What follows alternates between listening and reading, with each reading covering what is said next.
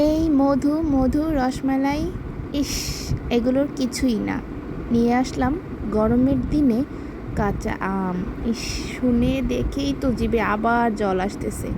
একদম আমাদের গাছের কাঁচা আম। এই গরমের সময় দুপুরবেলা যদি এই কাঁচা আমটাকে একটু ঝাল বিট লবণ দিয়ে খাওয়া যায় তাহলে তো আর কথাই নাই। আর এই আমটা কিন্তু পাতলা ডাল দিয়ে খেতেও অনেক বেশি মজা। কে কে এই গরমে পাতলা ডাল দিয়ে আম খেয়েছেন বলেন তো? আর এভাবে কে কে কাঁচা আম খেয়েছেন, কার কার পছন্দ? আমার তো ভাই ভীষণ পছন্দ। আগে বেশি একটা পছন্দ করতাম না, কিন্তু ইদানিং অনেক বেশি টক পছন্দ করি।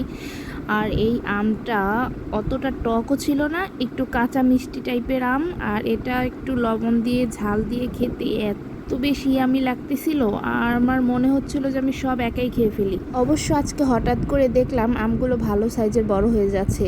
ওই আমি টুপ করে একটা আম পেড়ে নিয়ে আসলাম, আর সেটাকে এনে ছুলে একদম ফ্রেশ করে এইরকম একদম চিলি ফ্লেক্স আর বিট লবণ দিয়ে খাচ্ছিলাম। আমার যে কি ভালো লাগতেছিল। আর এখন কি গরম পড়েছে, গরমের মধ্যে এই টক টক আমটা এত বেশি মজা ছিল। আর আমটা অত বেশি টকও ছিল না। ও ইস, আমি বলতেছি তাতেও মনে হচ্ছে আমার জিভে পানি চলে আসতেছে, কি যে ইয়ামি লাগতেছিল। আল্লাহ হাফেজ।